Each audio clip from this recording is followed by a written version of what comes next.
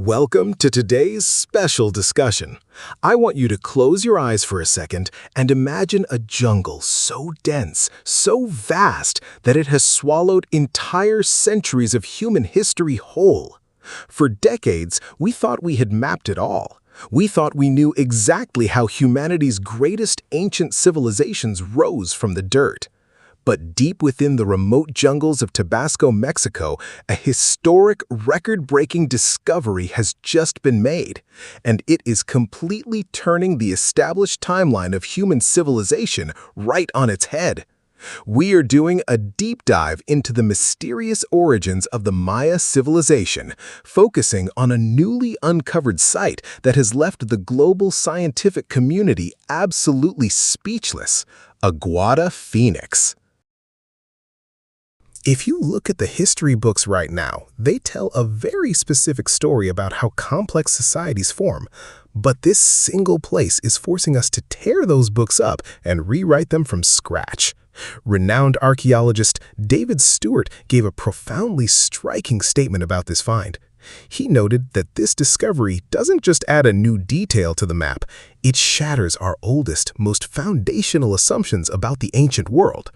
This isn't just a minor archaeological update, folks. This is a massive paradigm shift. It has completely shaken up our understanding of how ancient communities gathered, worked, and ultimately evolved into greatness. So, how did a discovery hidden under the trees change everything we thought we knew? Let's find out. To truly understand why Aguada Fénix is causing such a massive uproar in the scientific world, we first need to take a step back. Let's look at what we thought was the beginning of the story, the famous golden age of the Maya civilization. For generations, textbooks have pointed to the classic Maya period, which flourished between 250 and 900 AD. This was an era of pure, jaw-dropping spectacle. We are talking about soaring stone pyramids scraping the sky, highly advanced writing and hieroglyphic systems, incredible mathematical breakthroughs, and massive warring city-states teeming with millions of citizens. But archaeologists have always faced a haunting, nagging question. How did all of this grandeur actually start? What sparked it? For nearly a century, the mainstream archaeological theory followed a very logical, very comforting pattern. The theory went like this. Initially, you have small nomadic groups of hunter-gatherers. Slowly, over hundreds of years, they settle down into tiny agricultural villages. As agriculture grows, these villages gradually expand. Over centuries, they build small structures which eventually evolve into towns and finally into the massive organized ceremonial cities of the classic period. It makes perfect sense, right? It's a slow, steady, step-by-step climb up the ladder of civilization. But the shocking truth uncovered in Tabasco, Mexico, completely contradicts this neat little story. At Aguada Fénix, archaeologists discovered that the monumental, mind-bogglingly massive structures didn't come at the end of the timeline. They came right at the very beginning. And here's the kicker. These massive platforms were built by people who hadn't even fully settled down yet. They were still largely mobile, moving with the seasons. It sounds completely impossible. How do people who don't even live in a permanent city build the largest monument in their history? This brings us to the first official part of our mystery, a colossal secret hidden in plain sight for over 3,000 years. Now, this is where the story gets incredibly sci-fi. You might be wondering, if this structure is so massive, how on earth did we miss it for thousands of years? The answer is simple. Nature is incredibly good at hiding its secrets. To the naked eye, standing on the ground, this site just looked like a series of natural rolling hills covered in thick, tangled brush. Enter a revolutionary technology that has completely weaponized modern archaeology: LiDAR. LiDAR stands for Light Detection and Ranging. Imagine an airplane flying high above the jungle canopy, firing down millions of rapid laser pulses every single second. These lasers pierce right through the thick leaves, bounce off the solid ground below, and travel back to the aircraft. A computer then strips away the digital image of the trees, leaving behind a perfectly pristine, highly accurate 3D topographic map of the bare Earth. What used to take archaeologists decades of grueling, dangerous machete hacking on foot can now be mapped out in a matter of days. And when the LiDAR maps of this region were finally processed, what appeared on the screen made scientists fall out of their chairs. It wasn't a natural hill. It was a perfectly geometric, sharply engineered rectangular artificial platform. Let's talk about the sheer scale of this thing, because the numbers are hard to even process. This single artificial plateau is larger than 85 professional football fields combined. Think about that. If you stood at one end, the other side would be lost in the horizon. When engineers calculated its total volume, they realized it contains roughly 4 million cubic meters of earth and stone. To put that into perspective, the total volume of this platform actually surpasses that of the Great Pyramids of Egypt. This wasn't a minor ceremonial altar. This was a colossal, artificial mountain built entirely by human hands. Shortly after this discovery, scientists began excavating deep into the core of the platform. They managed to recover ancient pieces of burnt charcoal trapped inside the lowest layers of earth. They sent them to a lab for carbon dating, hoping to find out which classic king built it. But the results sent shockwaves through the community. This wasn't built during the height of the Maya Empire. It was built around 1100 BC. This didn't just make it the largest ancient monument ever found in the Maya region. It officially made it the oldest. We are looking at what can only be described as a feat of impossible engineering. Let's pause for a second and look at the sheer physics of how this was made. We are talking about 1100 BC. That means the people building this Colossus did not have wheeled carts. They did not have iron tools. They didn't have beasts of burden like horses or oxen to pull heavy loads. Every single gram of those 4 million cubic meters of earth had to be dug out by hand, packed into woven baskets, and carried on a human being's back. Experts estimate that over its 200-year construction phase, this single project required more than 10 million person-days of intense physical labor. It is an unbelievable, almost terrifying testament to human willpower, cooperation, and collective focus. But it gets even crazier. This wasn't just a random, chaotic pile of dirt thrown together over centuries. When archaeologists cut a cross-section into the platform, they discovered a highly organized, meticulous structural blueprint. First, the ancient builders dug massive, systematic pits nearby to harvest the soil. Then they didn't just dump the dirt, they engineered thousands of internal, interlocking grid-like walls made of stone and clay to stabilize the foundation. And inside these grids, they did something beautiful. They filled different sections with distinctly colored earths, vibrant greens, deep blues, rich reds, and dark charcoal blacks. Think about the detail. Why go through the immense trouble of sorting millions of baskets of dirt by color? Archaeologists believe these beautiful hidden colors actually served a highly functional social purpose. They likely represented different clans, communities, or regional groups. It was a visual map of cooperation, each group taking immense pride in filling their specific section of the grand mosaic. And once this massive, colorful, multicolored earthen tapestry was complete, they sealed the entire top of the plateau under a smooth, pristine white plaster floor, hiding the colored work beneath a clean, unified stage. But their engineering brilliance didn't stop with moving earth.